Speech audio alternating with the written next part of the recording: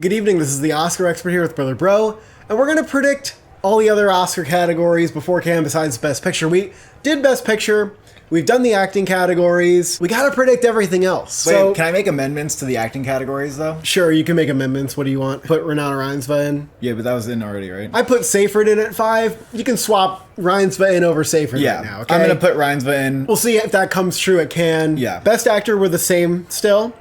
Supporting Actress, we are the same as far as I know. Yeah. And Supporting Actor, did you put Delroy Lindo in? I did, but I'm not convinced about it. Because I haven't done it, but I understand. Here's what I think might happen with Sinners. That film doesn't have, like, the standout performance that we're definitely going to nominate for Oscars, but because it's such a big Oscar player in general, I think if Warner Brothers wants to, they can position somebody in this film in supporting actor, and they can make it work. Kind of like how Yuri Borisov was positioned for Honora as the supporting actor that needs to come along with the film. And even though Delroy Lindo's character is not like the most serious, he actually is like really, that role is very substantial. It is. Not only does it kind of resemble like the heart of the film for Ryan Coogler as a director, I think he kind of seems like he has similar traits to Ryan Coogler's uncle, who he said inspired him to make Sinners. But he also has that really crucial scene in the car, and he speaks beautifully about the film. I've already seen some interviews with him, and that kind of like presence on a campaign trail can really help boost you. I don't want to get too confident in it because I would love Delroy Lindo to be nominated for this, especially after his snub for The Five Bloods. I just think we got to get this man nominated at some point. My question is if the Academy knows that he's overdue. Do they know that? Well, that's the thing. Warner Bros. Has the opportunity to make sure people know who he is. And they should try. I think some critics might do it because critics might be online out for blood, given the Five Blood snub. They might say, we're going to get him in this time. We're going to try to make that happen, right? And also, sometimes I just ask myself, would I vote for this person? Yes, I would vote for him. I don't know what the rest of the field looks like, but I'm inclined to say yes. I don't want to get my hopes up. I don't want to get ahead of myself. I do think Sinners could get no nominations. I do think Michael B. Jordan is a contender, and he's such a critical part of that movie's campaign in general. His collaboration with Ryan Coogler, he could get in for the goodwill of like, he's Michael B. Jordan, he's never been nominated, he has a great career, and he's at the heart of the film. But I'm honestly like a little skeptical because I don't see it as his best role. I don't see it as his most showy role. It's kind of showy. He's playing two people. Yeah, but I don't know. It's a little showy. Like, it could happen. It wouldn't even be like a bad nomination or anything. No. I just don't think it's a slam dunk. Let's move to Best Director. I think we do need to just say, if you haven't seen the Best Picture predictions, you should just go watch those because I don't want to repeat myself too much.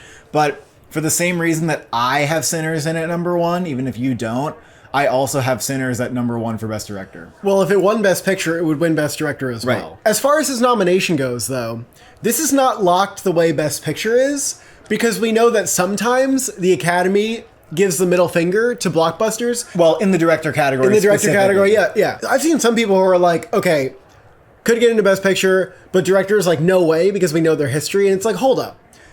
You got a point here, right? Like, they snubbed Greta Gerwig for Barbie. They've snubbed Nolan for Inception, which is a good example because that's an original film. They snubbed Denis Villeneuve for both the Dune films. Yeah, both the Dune films. Dune and Barbie were IP filmmaking, I guess you could say. But like, they nominated Todd Phillips for Joker, okay? Right. So it's not like they don't do it or it's not like there's no precedent for nominating a director for a film like this. I mean, look at Coralie Farjat for The Substance, for example. That's not a blockbuster. That's a Cannes premiere. No, it's not a blockbuster, but also it. Sinners is like somewhere between a blockbuster and just a nicely funded original film. I think Sinners is more comparable to like a Get Out, where it got nominated. That got nominated. Then there's Mad Max Fury Road, which George Miller had no problem getting nominated for that. Sinners, I think even though we can say that there's kind of a class of movies that sometimes gets overlooked in the Best Director category, I don't think Sinners will be a part of that because Ryan Coogler did the Kodak thing. He went on and he made his film, and I think it's part of it. I think he's championing original filmmaking and studio original filmmaking, and the way that he went viral with that IMAX film format. I'm sorry, video. But it's April. And, sure, going viral now? No. Okay, it's not just for that. I'm exaggerating, But there's this goodwill around Ryan Coogler in general as someone who is promoting like the art of filmmaking, and I think that Sinners kind of rides on that goodwill as well. And Ryan Coogler is like the focal point of the conversation around this film. Like, holy shit, this filmmaker is the real deal. And also, just for that one scene alone in the middle of the film, I think he's going to get nominated. I think he's getting nominated because the film is an original blend of ideas. Yeah. He's being seen as an auteur. I actually don't think that there's a... What specifically would be the problem with the fact that this movie cost $100 million? Like, is that really the problem here? Right. I don't think it is. Like, it has style. It's getting a lot of tech nominations. Yeah. I think critics will... I think highbrow people like the movie, too. So I think that I'm scene fine alone, with him. that scene alone's going to make it. Have him in. We got Begonia in. Lanthimos is getting nominated again if Begonia's a big contender. We all know that. And it could be an interesting, if that film is Poor Things level, if we see him get, win conversation. That'd be pretty cool. I mean, look, if Begonia is like a 10 nomination movie, even an 8 nomination movie, I think it would get director as well, because Lanthimos, he directs films like nobody else, and people are obsessed with him. I do also see, though, if a movie like, say, Rental Family was winning Best Picture, and they had to give something else Best Director that had more spectacle, Sinners is a contender for that. But also Begonia... Like, it could win director without a Best Picture. Yeah, I think Sinners is a contender for that. So is Begonia. Maybe Marty Supreme is? Marty Supreme is going to be a really big film, probably impressive and hard to pull off. I think Marty Supreme will have some great cinematography and crafts all around. Oh, yes. And so I think Josh Safdie, Safdie, like, if that film is what we think it is, it's going to get nominated for director. Yeah. I got Rivals of Amaziah King in. Yeah, I have this too. It's not going to be locked because having a low Metacritic score... Sometimes there's a disconnect with the director's branch, and they don't consider something to be as highbrow. But man, is the movie stylish? Okay. No, that's the thing though. Director's branch is really about like, are you an auteur? You might say like, oh, well, they would go for those more critically acclaimed films that are considered definitely highbrow. But no, actually.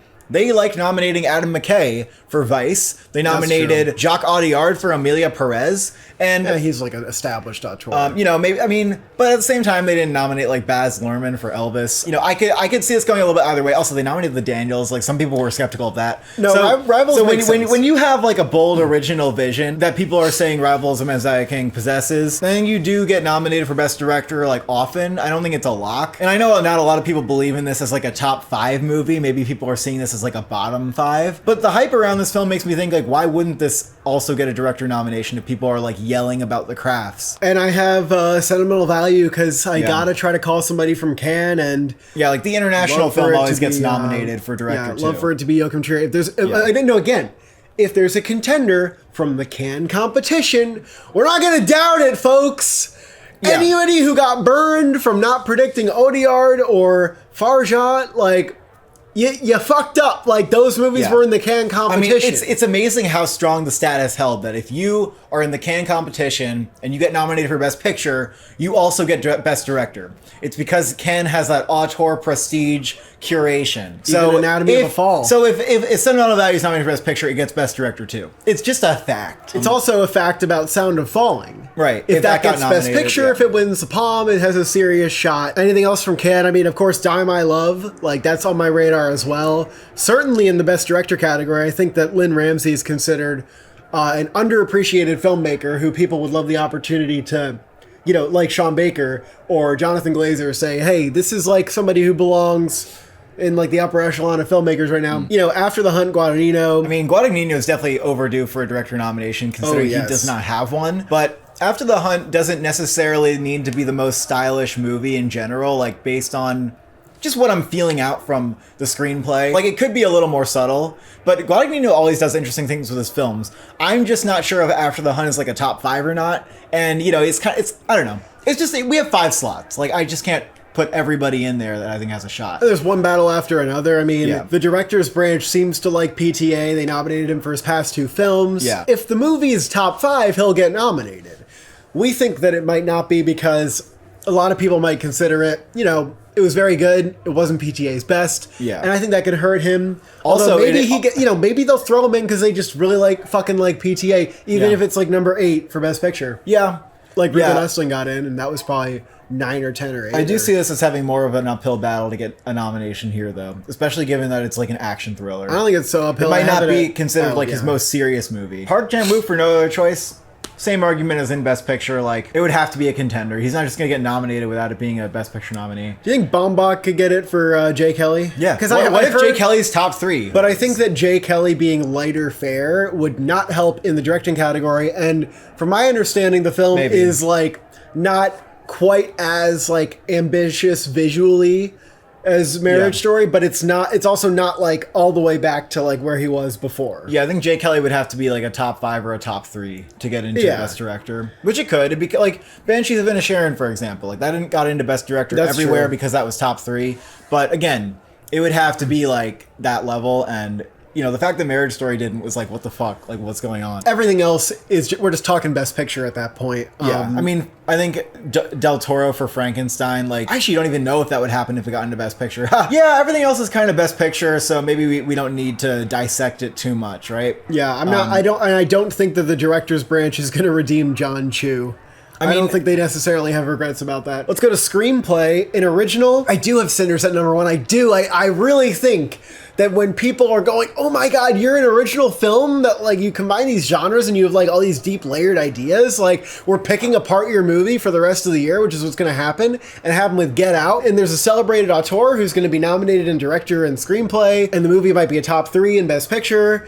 Yeah. Yes, people might say, let's actually give Ryan Coogler an Oscar, and if it's not winning Best Picture, this is where you can do it, okay? Yeah. This I actually think is the one to beat. Obviously, we don't know what else is out. We can't say if something else is going to come along and be better, but I see this as this is Sinners to lose. Yeah. You got to take it away from Sinners, because giving Ryan Coogler an Oscar for the movie will be something that people want to do. I also have this at number 1. It is the kind of film that could win original screenplay. Oh, here's my other argument. What film are people going to say the word original Right. to describe this year more than Sinners? Sinners Yeah. has already had that word ascribed to it more than any. Like, if you stopped the count and then you let everybody else go, it would still be number 1, and it's been out for a week. I mean, the script is rich, it's layered, it's meaningful, and it also has a lot of memorable lines. It's the highest grossing original film Yeah. since COVID started. Like, I actually think it's winning screenplay until proven otherwise. That's what I think. That's why you should have it at number 1 in Best Picture. But I don't think it's winning Best Picture until proven otherwise. I think it still has to do more. Okay. I have Marty Supreme at number 2. That actually does seem like something that could win original screenplay, to be honest, if it is nominated. It could be the kind of like hectic, funny, original, and thrilling movie that just gets that screenplay hype. Oh, I heard that Tyler, the creator, has a big role, according to the script. Jay Kelly. Huh. Just like a real pain, I think. It's going to be a charming, hilarious buddy movie, and Yeah. Noah Baumbach, I mean, his dialogue master is screenwriter. incredibly well calibrated. Expert and- screenwriter, yeah. And Jay Kelly I have at number 2, actually, because... Okay, yeah, I thought you were going to have Jay Kelly at number 2. Actually. Also, Baumbach, if he's getting another film in Best Picture, where else do you reward that man if you want to give him an Oscar, other than screenplay? Well, I again, mean, but I think this is going to come down to what actually wins Best Picture. Again, I think you have to beat Sinners. And in order to beat Sinners, you have to win Best Picture, and I don't see Jay Kelly winning Best Picture. The Rivals of Amziah King I actually have in here you could for being an original film, right? For being Very just true. an original, Very true. genre-bending. I also have sentimental value because I have it in Best Picture. And like The Worst Person in the World got nominated is the only nomination it got was screenplay. And I have After the Hunt, which was actually like kind of a tough cut because I do want to put that in, but you know, I have it the lowest in Best Picture, so I'm just going to go with that. your app thinks sentimental value is winning. That's crazy. See, That's what look, people want to happen. Yeah, it's like, it's fantasy think. Again, I've conceded on it getting in just because I have to put a Cannes film in, but it would be cool. Sound of Falling, that could definitely get nominated. Sorry Baby.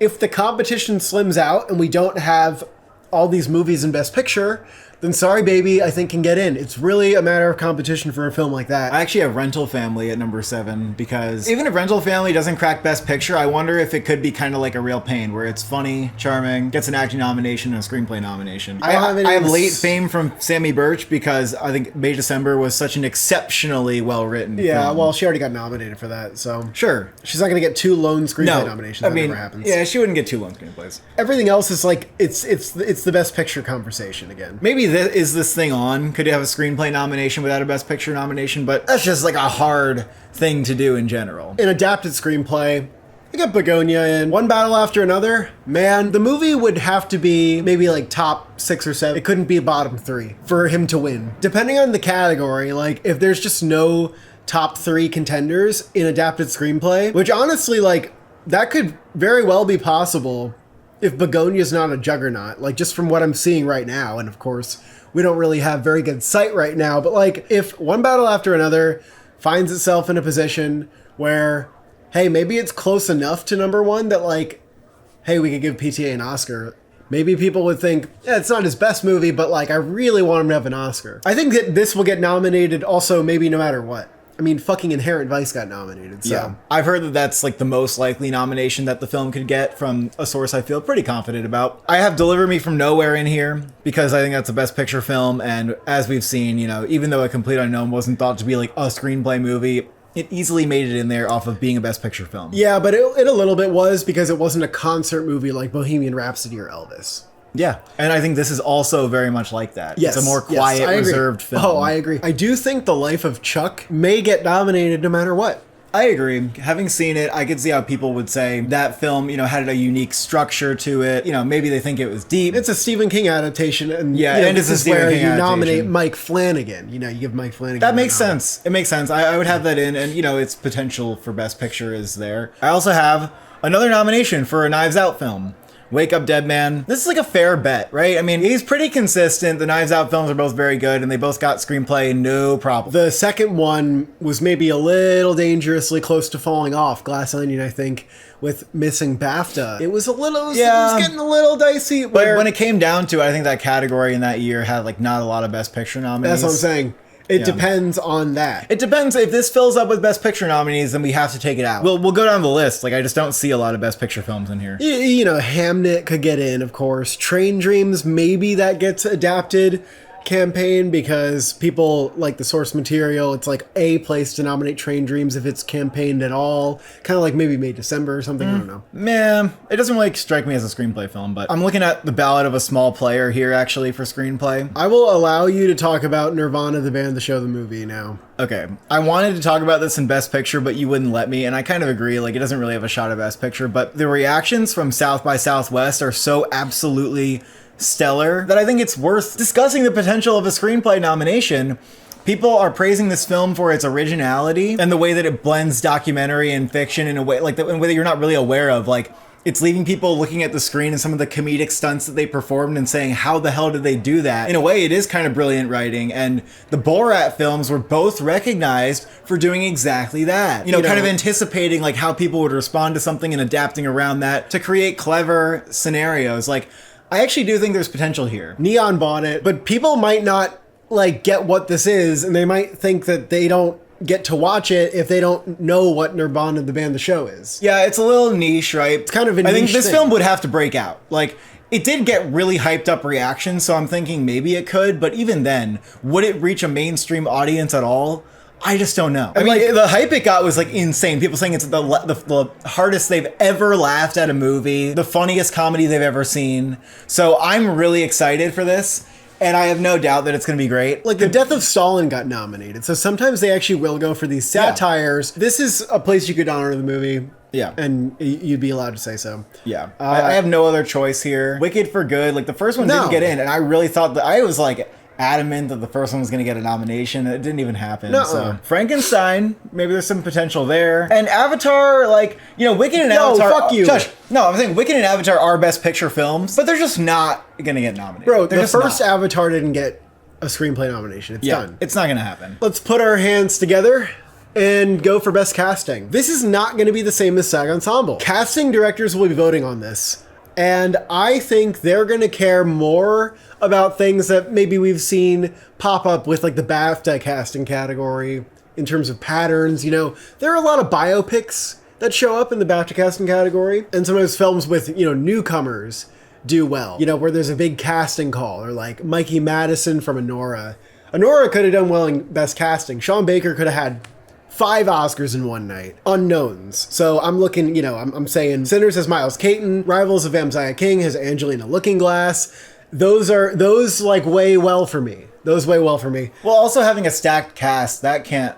Oh, of hurt course, you like either, having right? a great ensemble, and like how much of a precursor will SAG Ensemble be? Will it be like a 3 out of 5 overlap, 4 out of 5? It could just be thought of as an ensemble award. But it's the casting branch voting. And know. also, this It's is a small interesting. branch right now. So we might get some interesting picks. Will we get picks outside of Best Picture? That's also going to be interesting. Could a film like Deliver Me From Nowhere get in because of that titular casting of Jeremy Allen White in the lead role, and that one casting is so brilliant.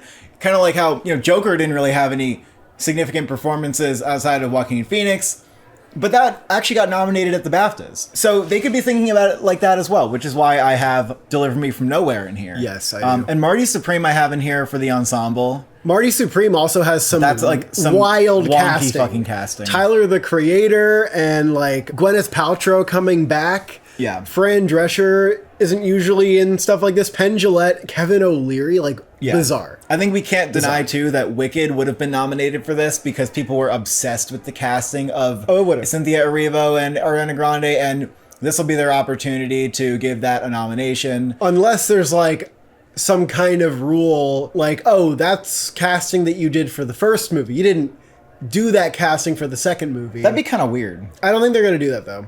Yeah, that doesn't make any sense. I think they might hold it against it, though, if Wicked 1 got nominated while there was a casting category. If there was a casting category last year, they might have waited against Wicked 2 because they would have said, well, we already like gave you the nomination for casting Erivo and Grande and like Jonathan Bailey. But since the category is starting fresh this year, I think that they'll look at it differently. But in future years, I think that might be a factor. You have other Best Picture contenders like Begonia, One Battle After Another, After the Hunt. These have a decent casts, and I could see them happening. I actually don't think One Battle After Another will happen. I don't think it will either. I do think Life of Chuck has an outside shot, but that's more if it's in Best Picture because that has a large ensemble. And I kind of think it's a contender for SAG Ensemble, but I also think it might just fall off, kind of like Saturday Night thing. But Life of Chuck has some interesting casting choices. Like, it's reviving a lot of actors that we don't see that much, like what? Mia Sara and Mark Hamill. They picked a lot of like B and C and kind of like overlooked people for this movie, I think. Or they just didn't have the budget to cast Leonardo DiCaprio and Brad Pitt. Right, but I think that the casting choices seem interesting in it. We don't know how they view the art of casting or what's interesting to them. Like, I look at Marty Supreme and I'm like, that's kind of like weird, artful casting to put all these weirdos in it. And Honora, like, they probably would love the way that Honora was cast. Yura Borisov's a great find, and like all these, you know, actors we're not that familiar with getting. I mean, we sometimes get shine. stories about how films were cast, like Brendan Fraser for The Whale. Like that would have been nominated probably because we all heard this story about the search for the right person to play that role. I think Wake Up Dead Man, Knives Out Mystery has a shot here, especially if Glenn Close becomes a contender. Yeah, but SAG, obviously those casts are always stacked, and you know SAG has actually overlooked all of the. Wait, right? You can look over. They have, but SAG doesn't matter, do they? What does it matter what actors think about what the best ensemble is? I This think is what casting directors think about the best casting. Yeah, but why would they think so differently? It's not like the best editing category is always like so different than what's in Best Picture. I mean, it's just slightly different. There is a casting directors guild, but their nominations they have a lot of categories, so it's kind of hard to go off of. But, you know, maybe we'll look at them and we'll say, oh, you know, Life of Chuck didn't even get nominated in the drama category, like, or the indie film category. Like, maybe that's a really bad sign. We won't know if it's a bad sign or not. You know, Jay Kelly could be interesting because Adam Sandler, like, and remember with BAFTA, a lot of their winners go to movies that are going to win an acting award. So maybe Adam Sandler, like bringing him into this role, could alone be like, wow, that was a really interesting casting choice. Also, like The Holdovers would have totally gotten nominated. Dominic Sessa and the breakout role for Divine Joy Randolph and like Paul Giamatti. That's the kind of thing where SAG wouldn't go for Holdovers because there's not enough cast members, but the casting category might go for something like that. You know, Begonia I'm kind of skeptical about actually because casting Jesse Plemons and Emma Stone like right off of Kinds of Kindness is almost like too predictable. So this is an interesting thing I've been thinking about with the casting category. So sometimes the casting director isn't really the one who makes the decision, right? Like sometimes they work with the director. The director does. But that's kind of like cinematography and editing and all that. It's not that they don't make decisions, it's that they're the main collaborator with the director. Yeah. I would probably have Michael in here just for casting Jafar Jackson, because that's really It's interesting. his fucking nephew, though. Yeah. No, that's interesting though. But it's also like... And if he got nominated for an Oscar for it, it would get nominated for casting. No, it would get nominated for casting because there's other people too, like Coleman Domingo as Joe Jackson. And, okay, but mainly because if that role actually broke out, got a Best Actor nomination, it would happen. Yeah. I just don't have confidence in Michael anymore, though. I do think that Deliver Me From Nowhere will get nominated, and Complete Unknown would have easily, I think, got nominated for this. Oh, absolutely. International feature. I got Sentimental Value. I got Sound of Falling. I got No Other Choice. I got The Secret Agent, and I have The Wave. No, I wouldn't put The Wave in. I'm only going off Cannes films because I don't know what's going to be at Venice. Oh, I guess No Other Choice. We have All That's Left of You, which is not a Cannes film, and we have seen it. It's a Palestinian film. It's not getting distribution. The problem, of course, that it's not going to get distribution. Maybe critics would go out for it, but it's also not like the most criticky movie. It's kind of like an audience film, actually. So critics aren't going to be able to see it. That film, unfortunately, might just not find its audience in the U.S. It might just not really break out. Critics are not going to have a way to see it. Yeah, that kind of sucks. What about New Wave from Richard Linklater? Is it going to be in French? It is in French. Yeah, it's probably but France would have to submit. All right. No, but France would have to submit. So what? They submitted Amelia Perez. I'll put that in. There's not that many French films in the Cannes competition, by the way. What about Late Shift? That's the thing that your app thinks, that it has nothing to do with reality. Why? I mean, it has really good reviews. They picked it because it has Leonie Benesch. Yeah, but couldn't it be like the country's submission and get nominated because it has really good reviews? It premiered at Berlin, which is sometimes Berlin films get nominated, but not often. We're going to have to wait probably to get more clarity on this category, but there's Orphan, which didn't make it to Cannes, but that kind of makes me think Orphan might not be amazing. It's Laszlo Nemes. No. There's Alpha from Julia Ducournau. France did pick Titan, but then it did not get nominated. They got burned. I think Alpha actually seems like it won't be even as big as Titan, given that the selection committee allegedly was divided on the film. That's all we can speculate on for now. Ukraine will probably submit 2,000 meters to Andrivka. Animated feature, I have Elio at number 1. I know that we're on like a international streak, whatever. I don't know what the movie is right now, okay? I know what it would be. The Magnificent Life of Marcel Pagnol? Probably. I don't see that being a huge hit, though. I mean, Flow was actually like a box office hit, and Boy and the Heron was a box office hit. Well, I don't know if this movie looks like that. It could be if it's... really good. I don't know. We're kind of slim in this category. Do you know that we're fucking slim in this category? I'm completely aware. Then there's Zootopia 2. Wildwood would have been nominated, but it got moved to next year. Wildwood's gone. Julian's gone. Zootopia 2 is easy. Zootopia 2 is definitely in there. Maybe it wouldn't get in if it's fine and it's all right. I'm gonna put it in because I don't know what else to do. After this, I'm lost. So here are some movies that people think are happening. Animal Farm from Andy Serkis. I actually think this is nothing. Really? It's premiering at the Annecy International Film Festival in June. I just think that's kind of weird. It doesn't have a high-profile cast. It's not a motion capture thing like he said that he was going to make it years ago. But this is a long gestating project from Andy Serkis. It's a lot to adapt Animal Farm. Well, why wouldn't it just be good? I don't know. Why would you not have it in? What else could you possibly have in? I'm just saying, what if the animation is like, oh, this is like a straight-to-video animation? You're right that it might be small. Like, it's not from a major studio. This is what I'm talking about. The studio did The Star and something called No Malone. What I'm saying is, it matters to me that this is like a 3D, like Pixar-type animation style, but it's not from a DreamWorks or a Pixar or a Disney. I don't know who it's from, and I think to make that look really fucking good, it needs to have a huge budget. Unless you're going to do like, a stylized type of animation, which I'm not getting the hint that that's what this is. What about Neza 2? Nobody in the US has heard of this movie. I'm so sorry. It made like, $10 million at the box office, and now it's gone and no one's going to hear about it again. Like, this is not RRR. I know it made $2 billion worldwide, and people love it. Like, it has love, but no one knows what the fuck Neja 1 is, and I don't think the Academy's going out for Neja 2. I just think it has to be a sensation. It has to catch on in order for people to go, okay, I'll watch that. I'll give it a shot. If the timing was better, this would happen. But it doesn't really seem in its favor as far as I'm concerned. But I also don't know what else to put in. I might actually put it in. So for the Netflix film, which I think we could just say there's going to be a Netflix slot, there's The Twits, which looks like maybe their highest profile film. It's from the director of Ralph Breaks the Internet, who has directed Ralph and a Zootopia writing credit. It's an adaptation of the Roald Dahl novel. It'll probably be like a pretty good one, but they might be looking for something a little more acclaimed. Not convinced about that. And then there's In Your Dreams, which seems, you know, from the images that I've seen, to be probably high quality enough. Seems to have some heart. It's about two kids who are like looking for the Sandman or something. The directors haven't done a feature like this. You could put both of them in and then say, hey, maybe one of them will get in. I also think that The Bad Guys 2 is not worth considering. I feel like The Bad Guys has a good reputation now.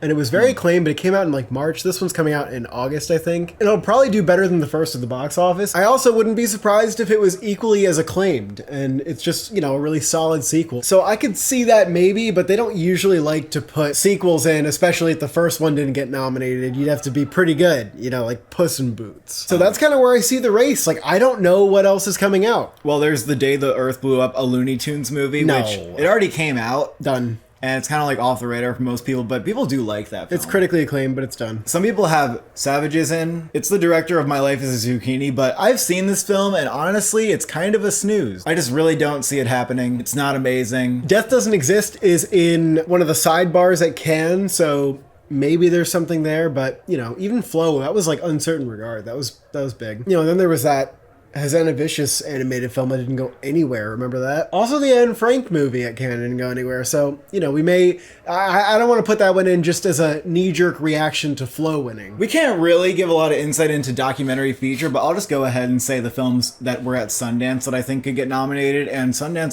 actually does put out a lot of films which do get nominated for at the Oscars. So I would say The Perfect Neighbor, Deaf President Now, 2,000 Meters to Andrivica, The Alabama Solution, and Seeds. I agree, those are the top 5. I'm kind of weeding through and being like, okay, Andre is an idiot. You know, that one's not... It has a lot of acclaim, but it's kind of like that subject documentary that they don't like the Christopher Reeves or whatever. So, no Pee Wee Herman.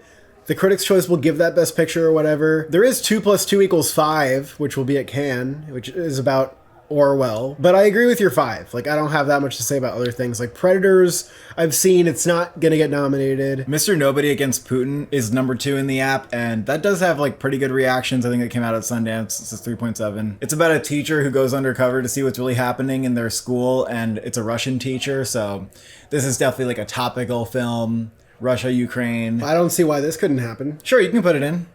I'll put that in. I'm not convinced about Deaf President Now or Seeds. Oh, Deaf President Now is going to happen. Seeds has really good reviews.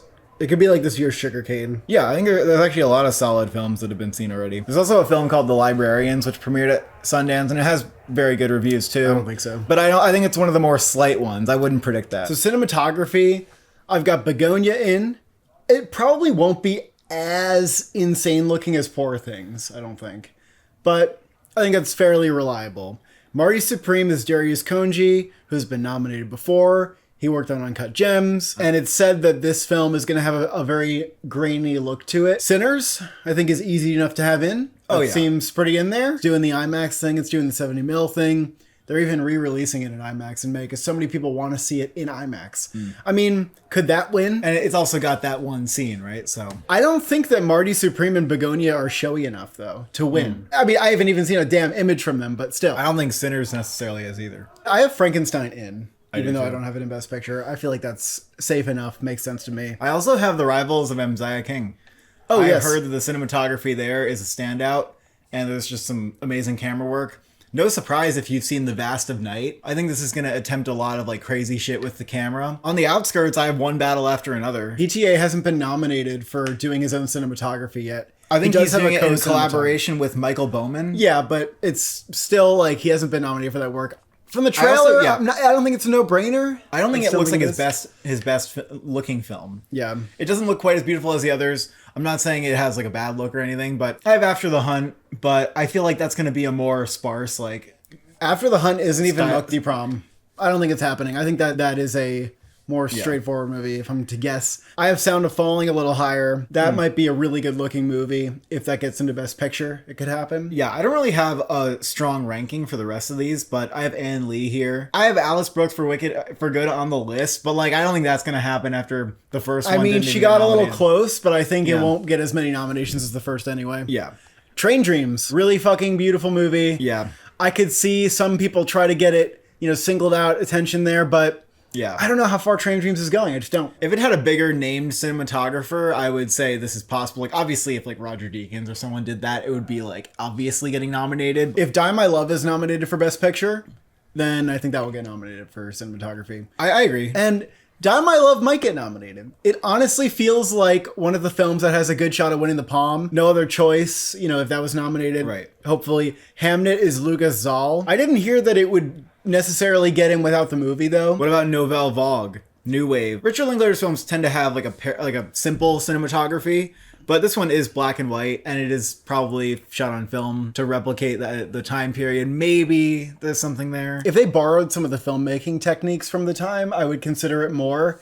But I'm going to say that, like, that's only on this list because it's black and white. I don't have any other black and white films on here. There's not a lot of black and white films this year. I'm kind of looking at The Ballad of a Small Player just because Edward Berger's films are very good looking in general, and both of the other ones have cinematography nominations. Catherine Bigelow's film, Barry Ackroyd. Deliver Me From Nowhere, maybe like just a little bit. But not actually, very much. yes. Because... But here's the thing. That film is about the album Nebraska. I guess it will have a lot of shots of Nebraska, some beautiful natural kind of cinematography. It might be like very interior. I don't think there's a strong winner here right now. And many times the winner is more of a spectacle film. Sinners might be that though, just because it's like been, the must-see movie in IMAX this year. Here's what you could put Sinners at number 1. You could maybe even put Frankenstein at number 1. And Sinners has the one crazy? take. I'm going to put Sinners at number 1 because I think that Begonia and Marty Supreme just don't quite have the spectacle. Begonia could. I don't think people would have thought Poor Things was going to look like that. Yeah, but I don't think Begonia is going to look like that either. I think it will. It's in a scrappy basement most of the movie. Editing. Rivals of Messiah King is number 1 for me right now. I don't know if this will remain, but this is the movie that has the showiest editing, as far as I can tell. I mean, maybe Marty Supreme has crazy editing and we just don't know it. I know that Messiah King has nutty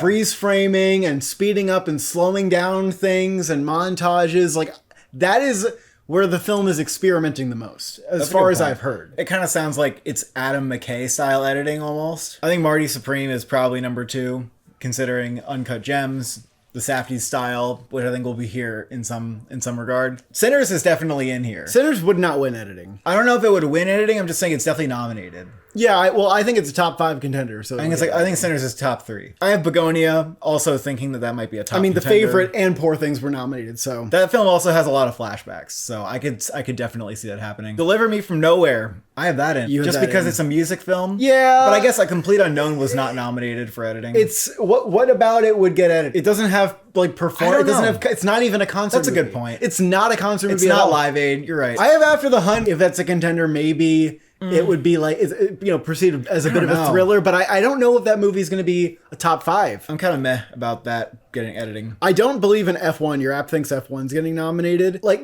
Baby Driver wasn't close, but it's really rare to not be close to Best Picture and still get editing. I mean, if it was a really good film and people were like, that has to get editing and sound, maybe I could buy it. I think it'll get sound. Wicked's not happening. Like, no way. They didn't nominate they did nominate they did nominate the first, but I feel like that's where it'll take a hit. Dune 2 didn't even get nominated for editing. That's insane. Right. One battle after another could get editing. I'll put it in over After the Hunt. I think it's kind of like a slower paced action film though, from what I've heard, that it's more, it's more like The French Connection, that kind of pacing. If they even have a car chase though, then I think that's all you need. The editing winner is like either you have some Best Picture nominee that has a lot of spectacle, or you're just going to give it to the Best Picture winner. Life of Chuck, I guess I don't have enough confidence to say Life of Chuck's in Best Picture, but that could get editing for that music scene, and also it has an unconventional structure as well to the storytelling that people might attribute to the editing. If it's in the top, I would say 7, it'll probably get editing. The Running Man from Edgar Wright, you mentioned Baby Driver, that's a contender. Why not? I won't say it's not. It has an awards release date. It's coming out in November. If you're a big hit,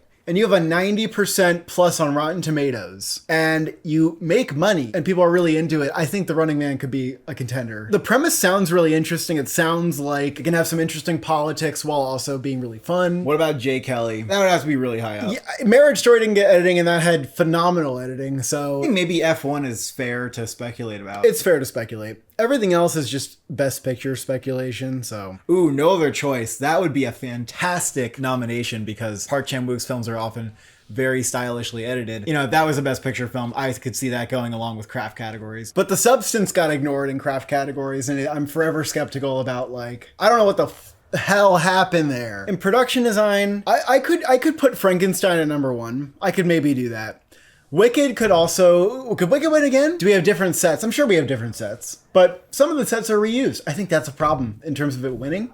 But it can get nominated again. It'll have plenty of new sets. I'm sure it will have plenty. But, you know, it'll have some of the same ones, and maybe people will think, well, I think that in general, you do want to be you want to bring audiences to a new place. Like Dune 2 didn't win production design, and sequels don't usually win production design. So... Well, sequels don't really get nominated in general. Production design, I think it's not going to win again. I think they're going to look for an original universe to reward. Right. Which is why I have Frankenstein instead. That has to get Best Picture, though, don't you think?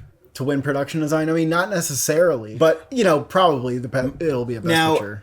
If Begonia surprises like Poor Things did, it could potentially steal it. And I think Begonia will have exceptional production design. I actually have that at number 1.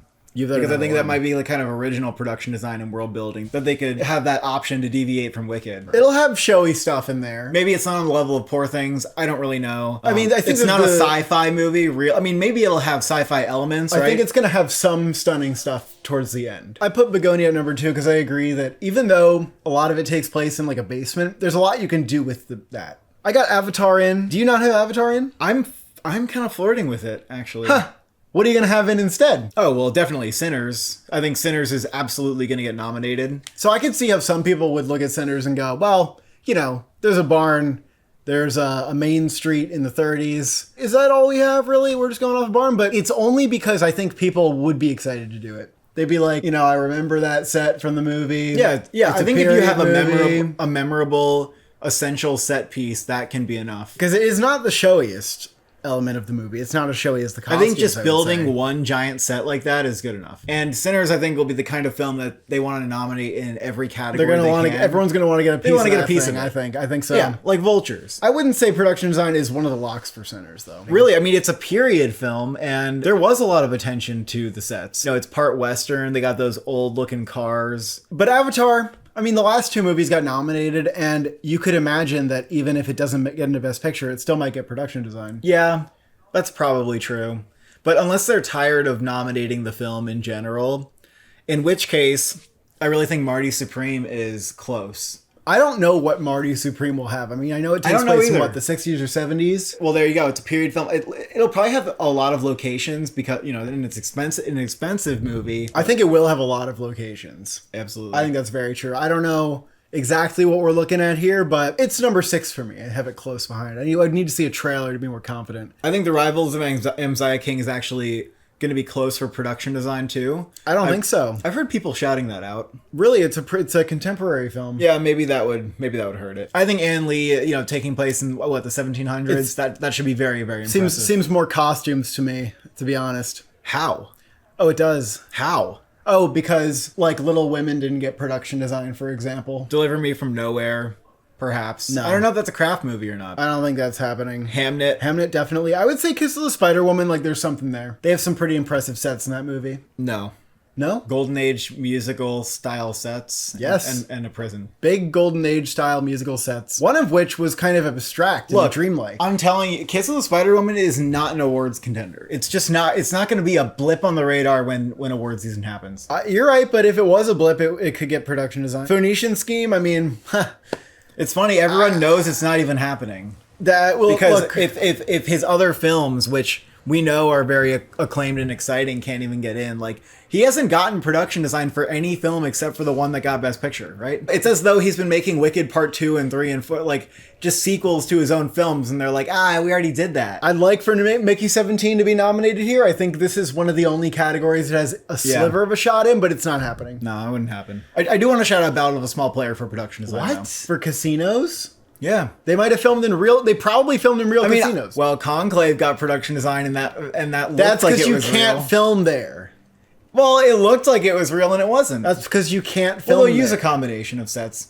I'm just putting on my list. because Edward Berger's films are technically impressive, and they have nice budgets. Yeah, but this one might be different. It might Be different. be like a little no, lower. I also think that this one will be different. Costume design. I have Frankenstein at number 1. You know, you could put it at number 1 for costumes, production design, pairing sometimes. And, Yeah, you could actually. At that point, you should just nominate it for Best Picture, though. well, it's happened a couple times where that hasn't happened, but I don't know if a Del Toro film was winning costumes and production design, it would get nominated for Best Picture. I wouldn't assert such a thing right now. I mean, Wicked could win again. I mean, Black Panther won twice, so why not? I mean, Wicked will probably be the showiest movie there, and yeah, I think that's a good case. Actually, I have Wicked at number 1. All right, Why I'll not? put Wicked at number 1. Fuck. Keep it at number 1. Yeah, you're right. Why fuck? Just do it, Sinners, absolutely.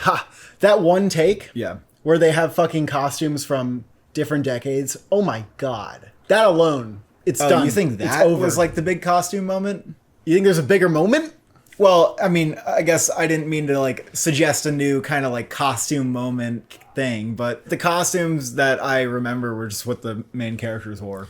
Oh, I'm just saying in terms of like the cherry on top here, buddy. Because I agree that the characters alone like had great costumes. They can definitely talk about that scene as part of their narrative, sure. It's also Ruthie Carter. She won twice. No, she's gonna get nominated. We're for done. Sinners. We're done with this one. I'm confident on this one. She could maybe win.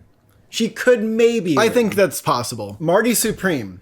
It has been said that there are 140 characters in this movie.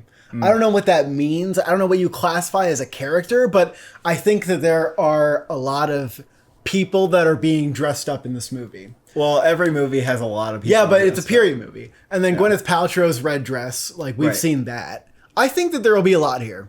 So I have Marty Supreme in. Yeah, I think Marty Supreme could happen. I have Begonia even higher than Marty Supreme because the costumes in the original film were a real standout, and that just makes me think Yorgos is going to take that to a whole other level. Like the costumes in the original were really crazy and fun, and for a film that looked pretty low budget. I think that's possible. I'll agree that there's less characters in that film, like less background actors probably, because I think that there will be a Basement. lot of actually really showy costumes in blips. Are they considering the helmets and like a lot of the movie people are wearing like trash bags and stuff. I don't know. I don't think it's a lock. But I could put it in. I think it's in. Because, I mean, I was going to put Ann Lee in. That's very traditional period costuming 1700s.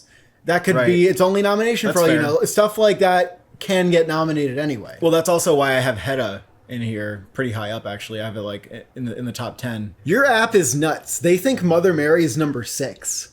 Well, They're nuts. I'd love to believe it. And that I mean, one costume from the image was pretty stunning. I get it. And it's about a fashion designer. So I understand that. That actually has happened a couple times. Yeah. But the problem is that Mother Mary, from what we have heard, is like a mess.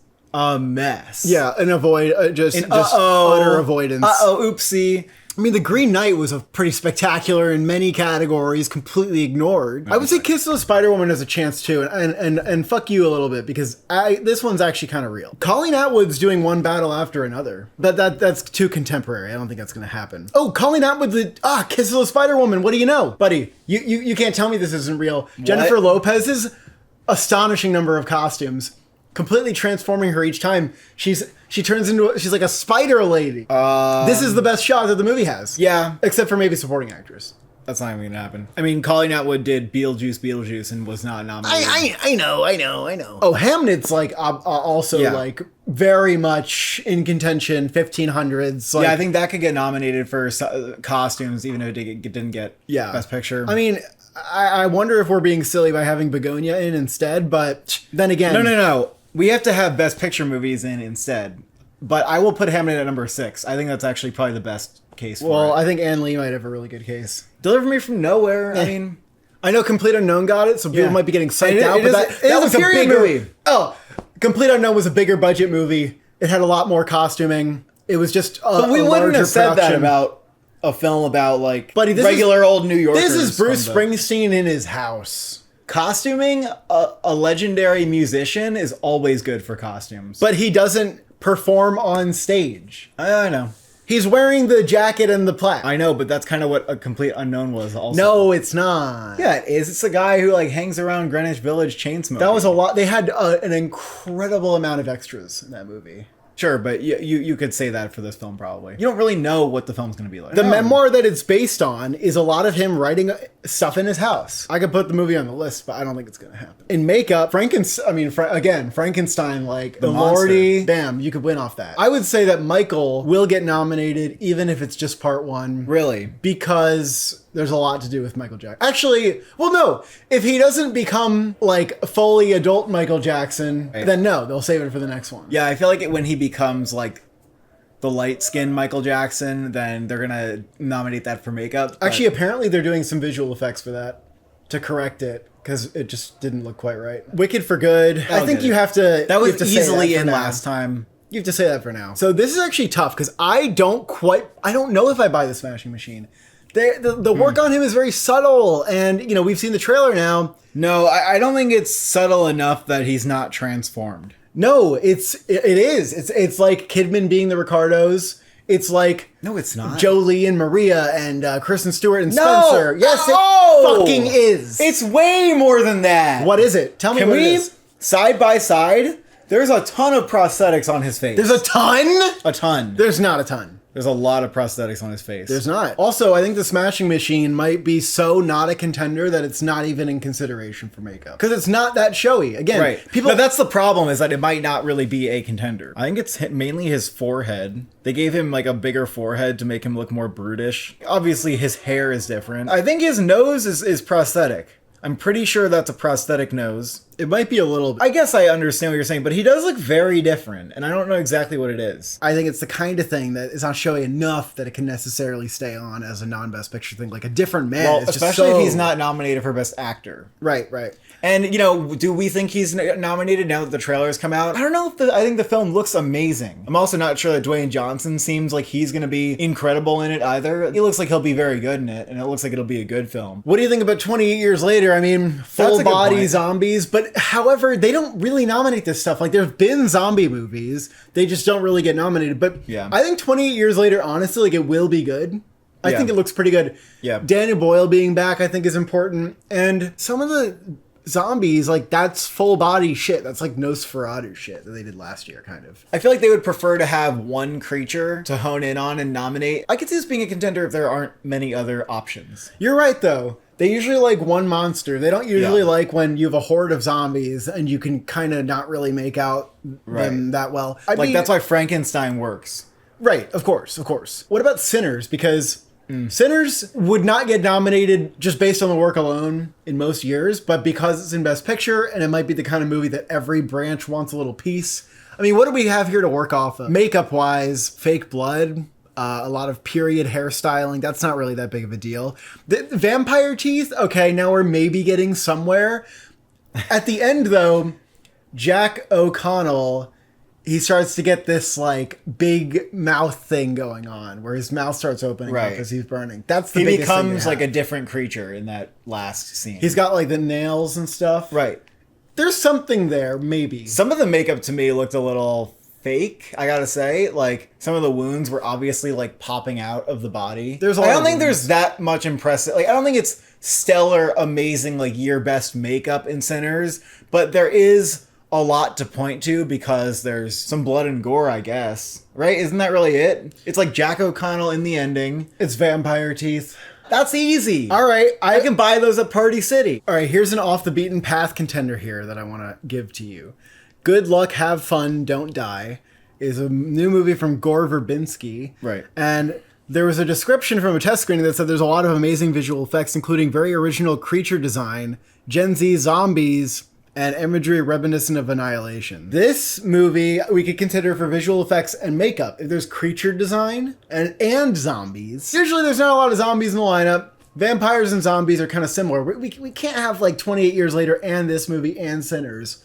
It just wouldn't really make that much sense. There's just a little early word that it's also very good. The creature design could be just visual effects, though. Like, we don't know. We have no idea. Usually creature design is a mix of practical and not. But Gore Verbinski has had films nominated for makeup. That's what you can say, too. Kiss of the Spider Woman, no prosthetics, but, you know, a lot of different makeup looks on Jennifer Lopez that are pretty showy, I would say. People on your app are predicting Begonia. Maybe there's something somewhere in it. I don't really know what it would be. I think they're just predicting it because Poor Things won. Yeah. A couple of people are predicting The Ugly Stepsister. It's not anything that insane. It's not like next level body horror. I don't think it goes to the level that you would need to get nominated for this type of movie. I actually do. I kind of think Warfare is like a little bit possible. Plenty of prosthetic, limbs and body parts and gross stuff. There's dirt and blood in people's faces, which kind of got like All Quiet nominated, but that was a lot more. I just see it getting overlooked at the end of the year. Probably. Does anyone care about Wolfman anymore? Is that completely done? I'm coming back in here actually to defend Wolfman and make a bit of a case for it, because I think this actually has pretty much everything that we look for in like what gets nominated for makeup. They used a lot of practical effects, loads of prosthetics. It's from a nominee who did Maleficent 2 and Wonder and was nominated for both of those. I know it was a flop critically, commercially, but it could happen. It fits the bill better than other contenders. I actually think we might be having a little bit of a sparse year for makeup. Which means that Sinners can get in. Maybe Sinners could get in. I might just put in 28 Years Later. Also, the Smashing Machine has fighting bruises and scars and all that kind of stuff, like black eyes and I think it just fits what oozing wounds. I think right? it fits what they like more, which is you take an actor, you transform them for a biopic. There's not that many of them this year. We don't have any in our 5. No, I think that's fair. Visual effects, Avatar's winning. It's over. Yeah, I guess again. It's yeah. over. Mission Impossible is getting nominated. And I feel good about this. I don't, the last one got nominated, even and this though one you has a wouldn't- bigger budget. Sure, but you wouldn't have said it about any other Mission film. Yeah, I know, but now that they broke down the door, there's room for like the next one. Also, this isn't that competitive either, and this is going to be a very acclaimed blockbuster with a huge budget. Yeah. Huge budget. And you can see in the trailer, there's a lot of visual effects, whereas a lot of the films get to boast about how practical they are.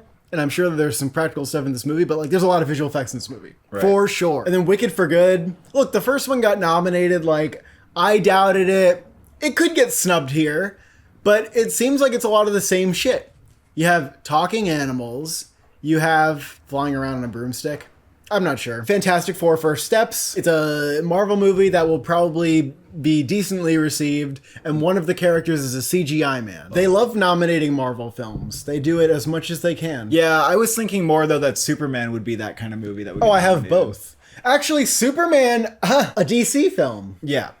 It doesn't happen very often, does it? I would say Superman makes sense, though. It looks more like a Marvel Superman film. v Batman. Like all the other Superman DC films didn't get nominated. This Man of Steel, they have not been nominated. Yeah, well, we're talking about contemporary. But this films. one, they have city fights. They have big monster man fighting the city, and then there's the one scene. Oh, actually, fuck you. The one scene where he saves the girl and it's slow motion. And all the objects are like that's I'm done. It's enough for me. You want to put that in? Yes. Okay. I mean, Fantastic Four.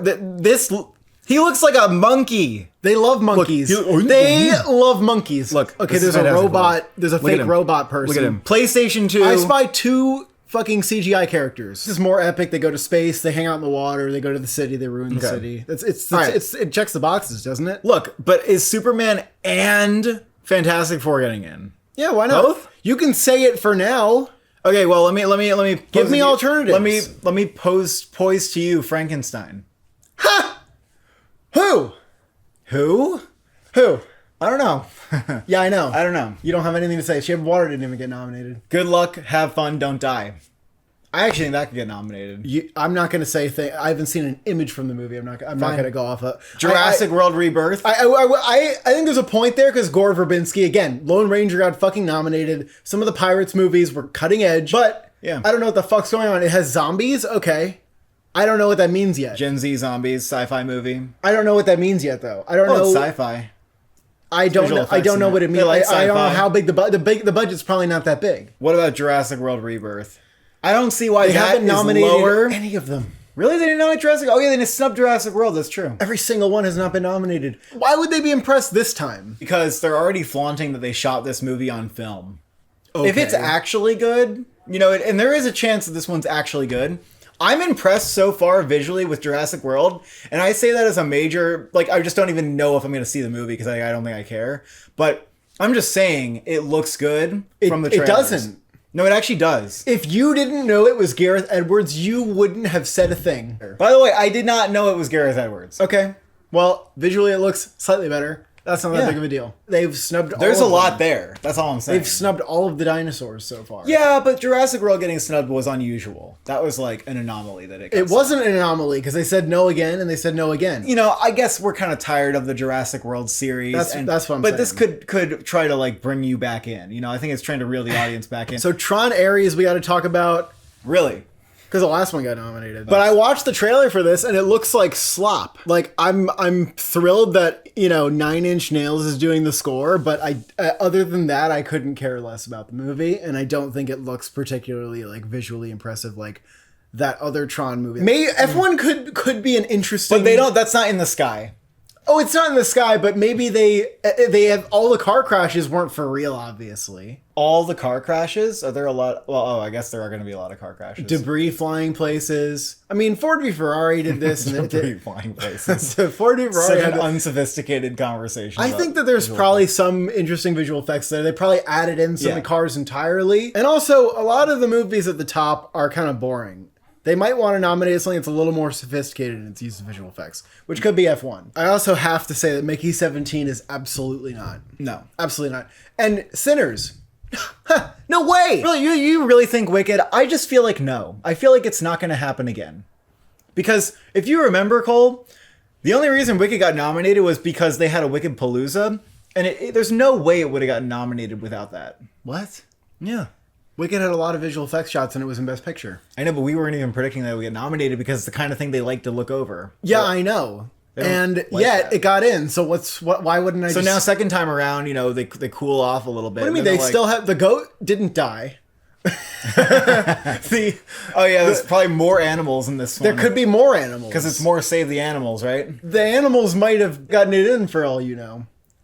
Everything else looked like shit anyway. Why wouldn't I keep it in though? Like I don't have that many other good options. Like what am I dying more to put monkeys, in? Fine. Thunderbolts. Everyone knows it's not getting nominated, and yet this is like the most acclaimed Marvel movie in a long time. It just doesn't have like as much stuff going on. They don't have powers. How to Train Your Dragon will have a lot, but I don't know. And apparently people said it was good too, by the way. People saw it at Comic-Con. They actually showed it. The Running Man, will that have a lot of visual effects? Probably not that much. Lilo and Stitch. Just for Stitch? This nominates Stitch for animated feature alone. There's other monsters in the film. Yeah, there are, but they look really cartoony. Stitch looks good. It looks like a good character design, but I don't think that... I've never seen them do that. Yeah, it'd be like nominating Sonic. Sound. I had Sinners at number 1, but now I'm kind of like, really? No. Why not?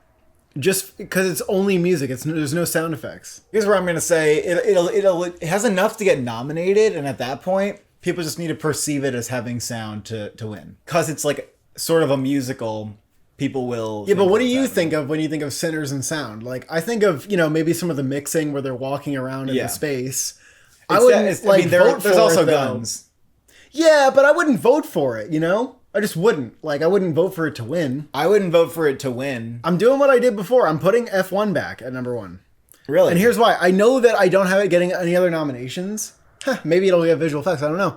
But I think that's just going to be such a standout for the movie. And I know that, like, you know, it's weird to predict something to win an Oscar and have it not be a Best Picture, but just... and you're just completely immersed, like, in the driver's seat and all, like, everything about that is just much showier than everything else I'm seeing here. I mean, Sinners is a music movie. Wicked's a music movie. Deliver Me From Nowhere is music. Mziah King is music. Mission Impossible, like... Mziah King, do you have that in? I don't know. I don't have that Avatar, you know, we've seen it. That's why I feel like F1 stands out. I feel weird not having Warfare in, because having seen the film... Oh, true. It's absolutely a stunning use of sound throughout, not just because there's gunshots, but because of the way they, like, immerse you in the subjectivity of the characters, and they go in and out of that, and like the objectivity of but the also sound. We can talk about the gunshots alone, and there's a case. The attention to detail was astonishing on like every single type of material that the guns would hit would have like a distinct sound. I mean, the sound design has an interesting story too, because they actively avoided playing into like the cliches of like, okay, this is what sound designers do with guns. It was like, no, what do guns really sound like? They actually had to rethink it a little bit. In a just world, this gets nominated for sound, maybe wins sound. Unfortunately, the movie didn't do the numbers that Civil War did, and it might just go a little overlooked. But, you know, I have faith in this, though. We'll make the short list. And if you make the short list, how do you ignore that work? Right. And as the sound branch, too. And they've nominated shit like Lone Survivor, okay? But that came out right at the end of the year. Yeah. You know?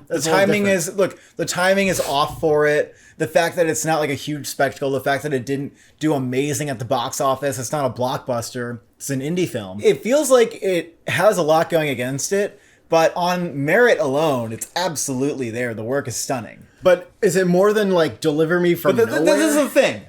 It wouldn't get in over Wicked. Like, there's no way that it could knock out something like a Wicked or a Deliver Me From Nowhere even, honestly. Hold on. Deliver Me From Nowhere, I just want to put this into perspective for you. Sure. Again, it's not a concert film. And Crazy Heart was also about a guy playing the acoustic guitar in different places, and it didn't get nominated. And also, A Complete Unknown was very much about the transition from acoustic to sound. Sound was absolutely fantastic. Also, in A Complete Unknown. There were so many different like settings and instruments in that movie, whereas this is probably like a lot less. It's true.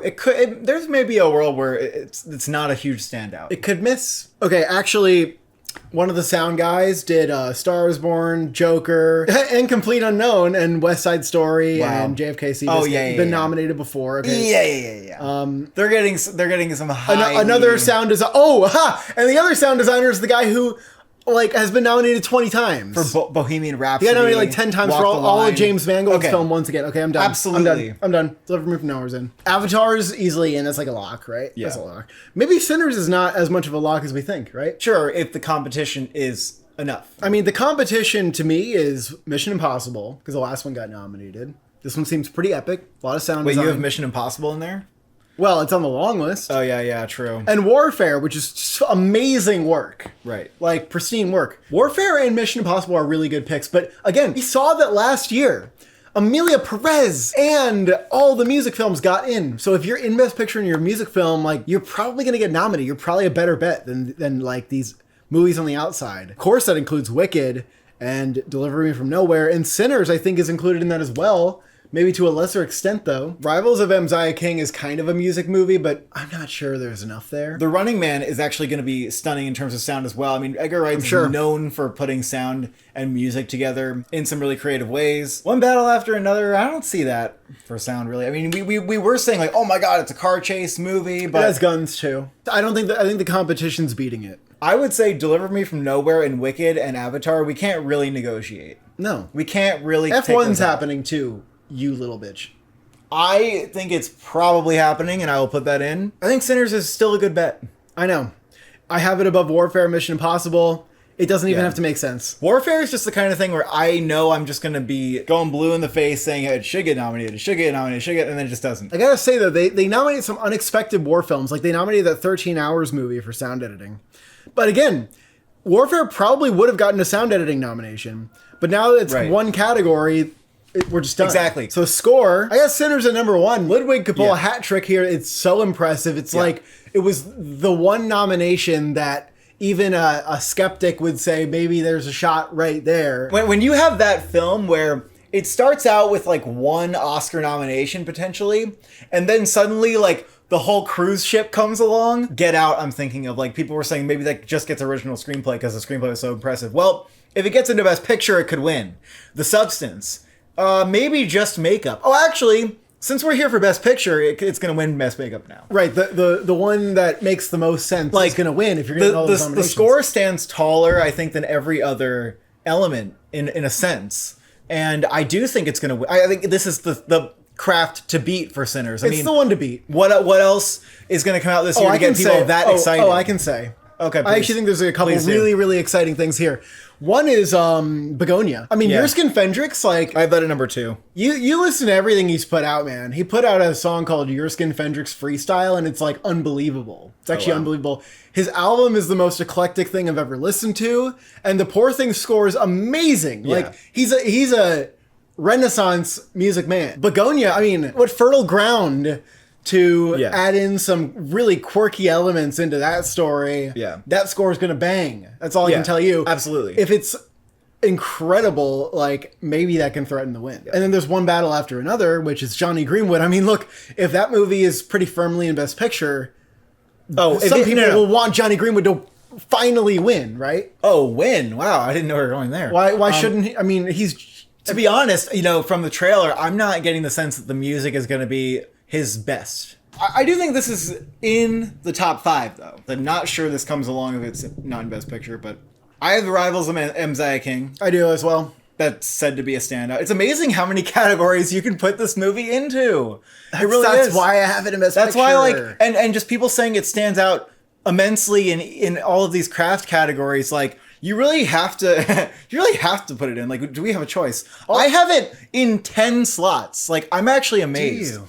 I have 10 nominations for this Well, film. I'll say this, man. The original songs, too, you can attribute them to, like, the composers as well. Bluegrass shit, very integral to the film itself, just like how Sinners is, like, about...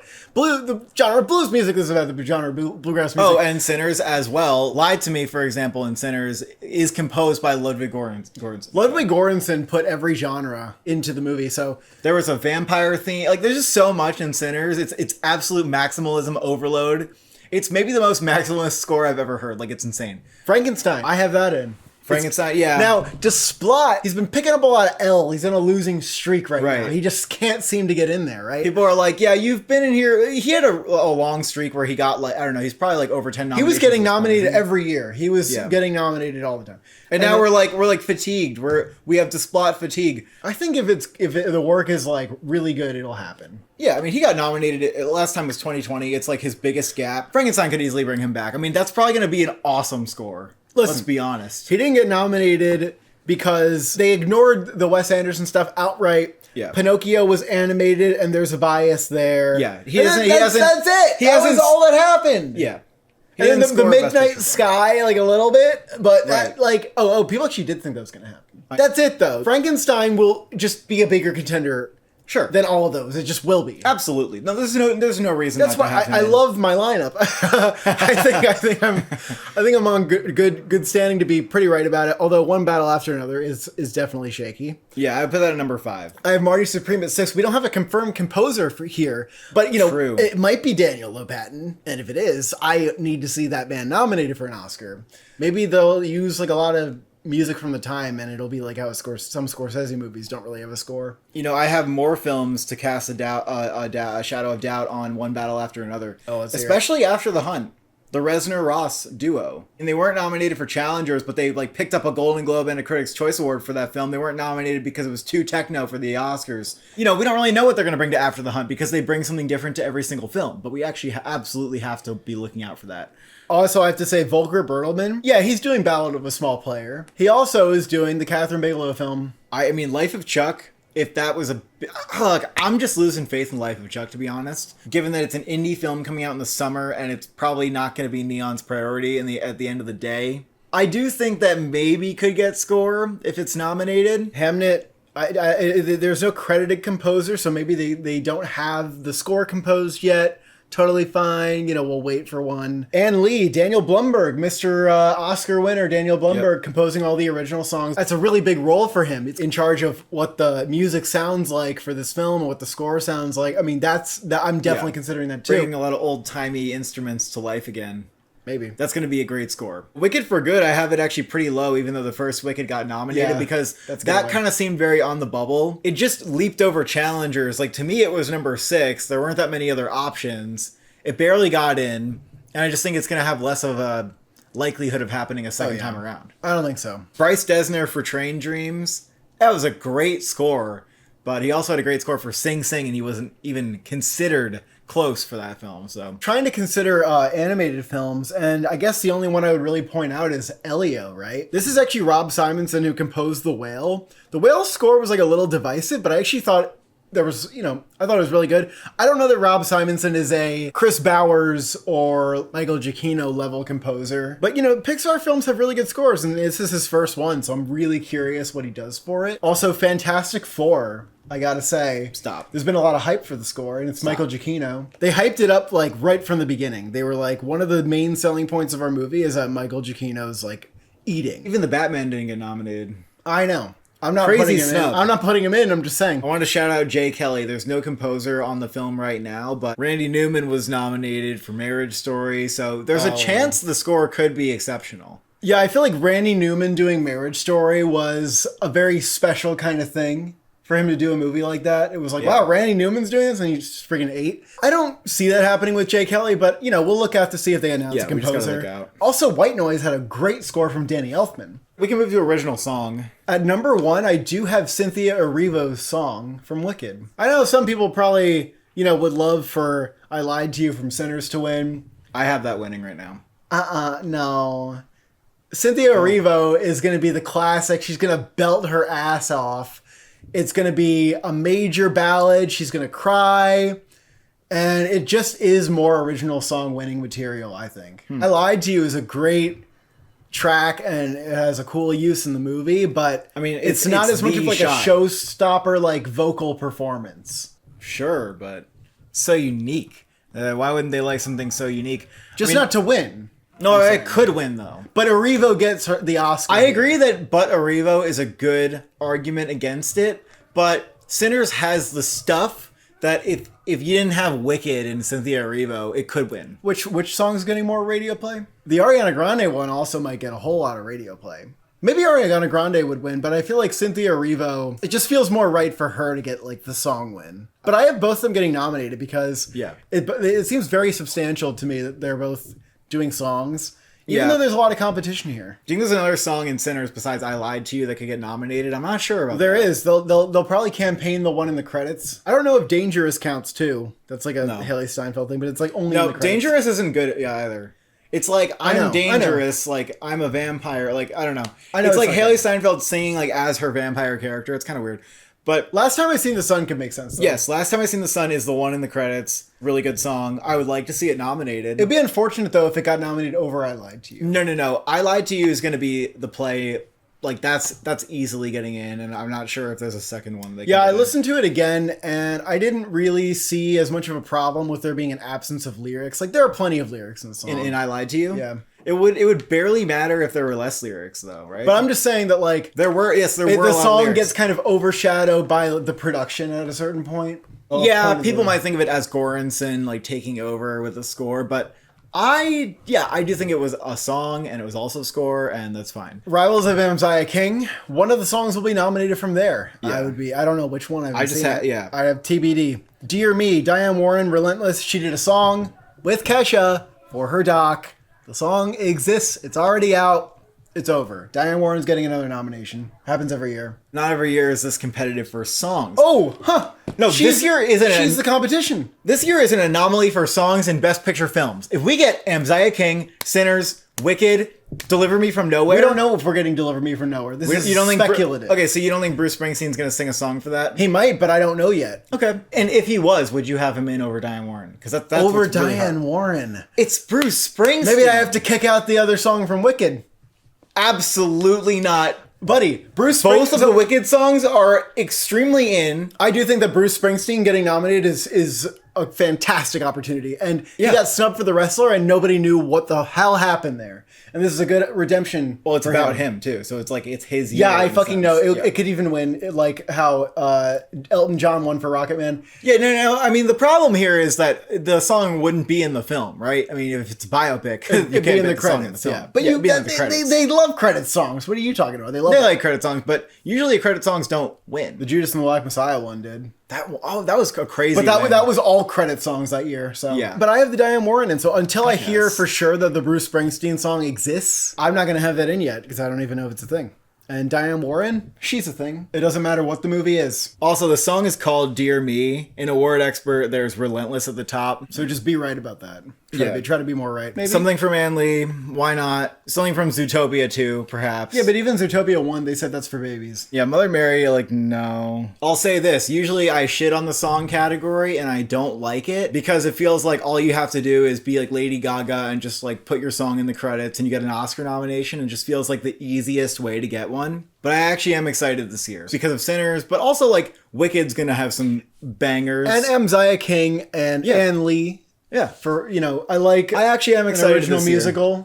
There's just a lot of musicals this year at the Oscars, or quasi-musicals. It seems to be like a trend we're coming up on. We've predicted all the categories, and now we're on the record, so you can see just how wrong we are.